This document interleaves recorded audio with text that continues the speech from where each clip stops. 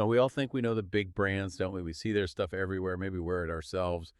But sometimes beneath that familiar surface, there's a whole different story unfolding. Unexpected challenges, big strategic moves.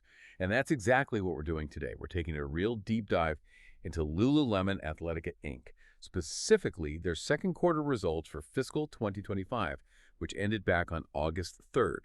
Now, our info for this, it comes straight from the source, Lululemon's Q2 earnings call, their press releases, the detailed financial reports.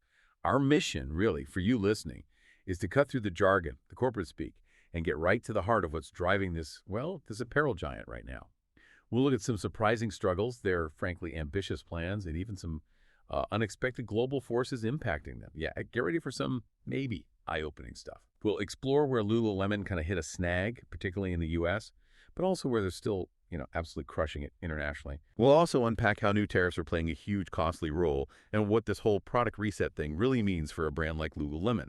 Okay, so let's start with those headline numbers for Q2 25. Lululemon reported total net revenue was up 7% to $2.5 billion, or 6% if you adjust for currency changes. Right. Their earnings per share, the EPS, came in at $3.10, which, interestingly, actually beat their own expectations, even though it was down just a tiny bit, 2% compared to last year's $3.15. And total comparable sales globally, that's stores and online, open at least a year, they increased by just 1%.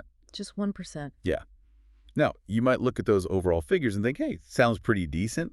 But like you said, when you peel back the layers, well, it gets a bit more complicated, doesn't it? It really does. That's the critical thing here.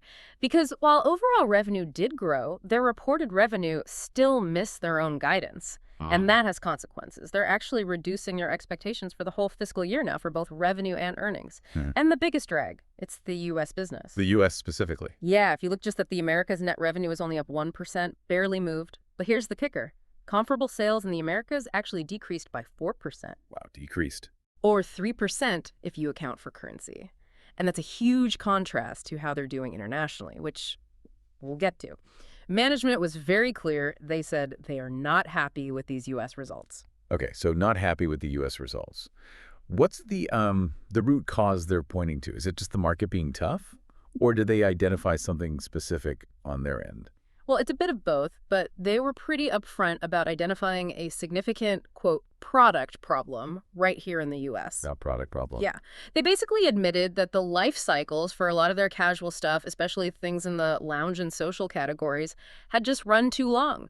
They even said they became too predictable. Predictable? Exactly. They saw customers were just less excited about some core things like the scuba hoodies, soft stream, dance studio stuff. It wasn't just a small dip. It was a signal they needed, a fresh perspective. Too predictable. That really hits home, actually. I remember when things like the scuba felt so new, makes you think how quickly iconic can become just there if you don't keep innovating, right?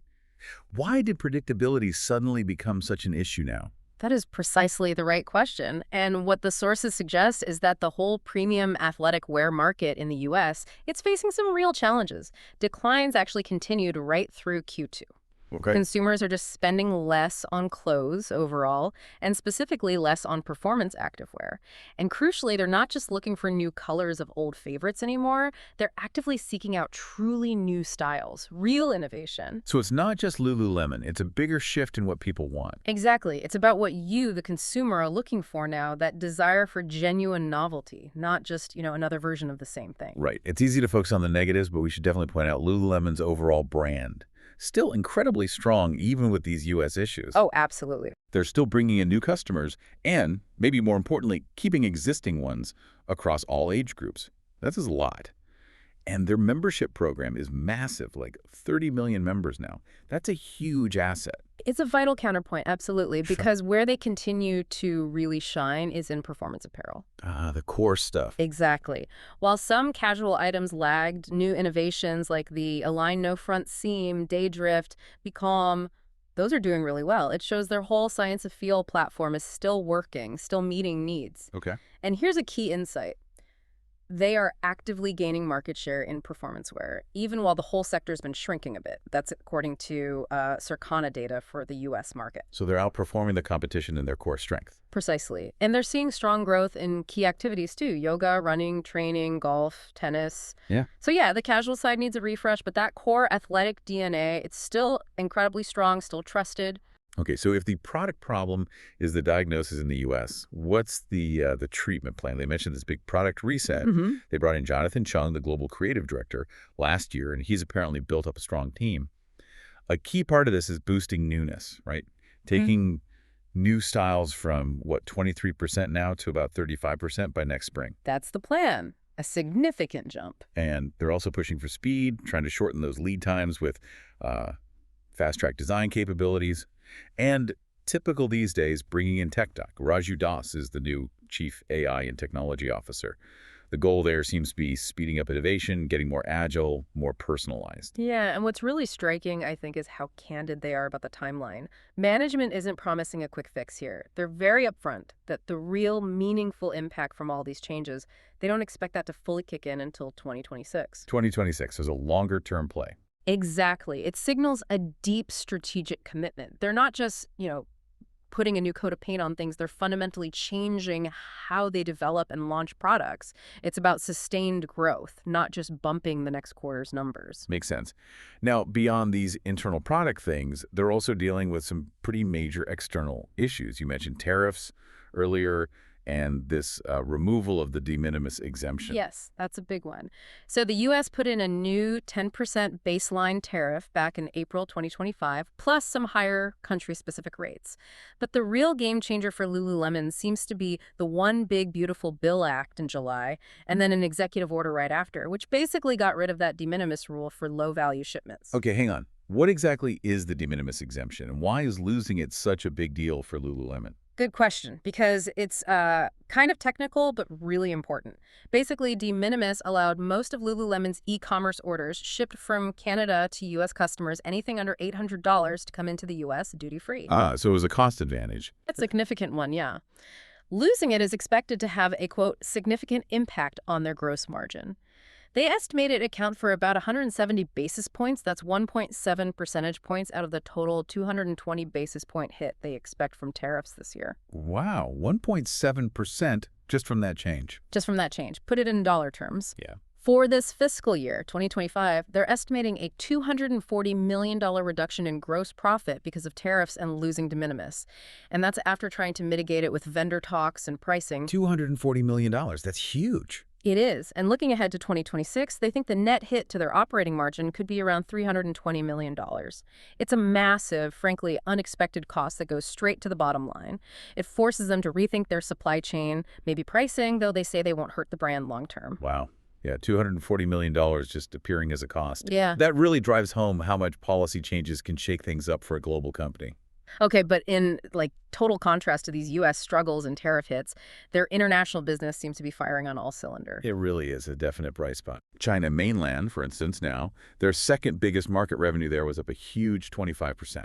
25%, yeah. Or 24% in constant currency. Comp sales up 16%. They opened 5 new stores just this quarter.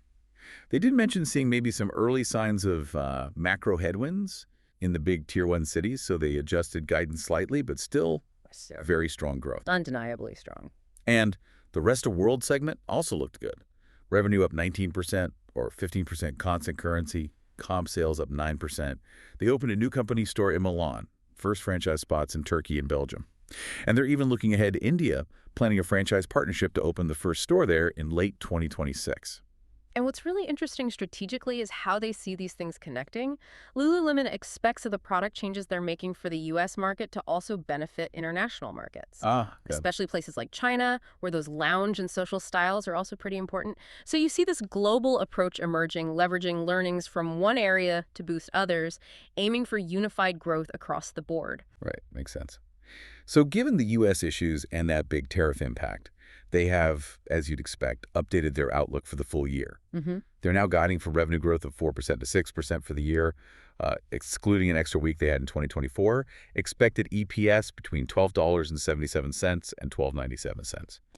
And regionally, they see the Americas basically flat to down 1%, with the U.S. specifically maybe down 1–2%. Yeah, reflecting those challenges. But China mainland, Yeah. still looking at 20–25% growth, and rest of world around 20%. So Yeah. still strong internationally. Exactly. And I think the critical thing to understand is management's perspective here. They are explicitly calling this tough period an opportunity. An opportunity. Yeah, an opportunity to reset and drive long-term growth. They're emphasizing their financial strength, their agility to navigate this, and again, that key message, the biggest payoff from these current strategies. They see that coming in 2026 and beyond. It's the long game again. It really tells you they're focused on fundamental fixes, strategic improvements, not just managing quarter to quarter. And for you listening, that kind of patient, strategic approach, well, it could be a real differentiator in today's market, setting them up for more durable success down the road. So wrapping this up, we've really dug into Lululemon, a brand many of us, just see as consistently high-quality, stylish activewear. But clearly, they're navigating a pretty complex situation right now. You've got this necessary product refresh happening in the U.S., this really significant financial hit from new tariffs. They're actively dealing with both internal strategy and external forces. Big forces, yeah. Yet, on the other hand, that international growth is still so robust. And their core commitment to innovation, to their brand loyalty, seems totally unwavering. So as Lululemon gets ready to roll out these new products, integrate more tech, maybe here's something to think about. In this world of super fast fashion cycles, constantly shifting global trade, can even the most loved brands, the ones that seem so stable, really stay ahead by being predictable? Or is constant agile reinvention maybe the only real path to lasting success? What part of Lululemon's strategy really stands out to you?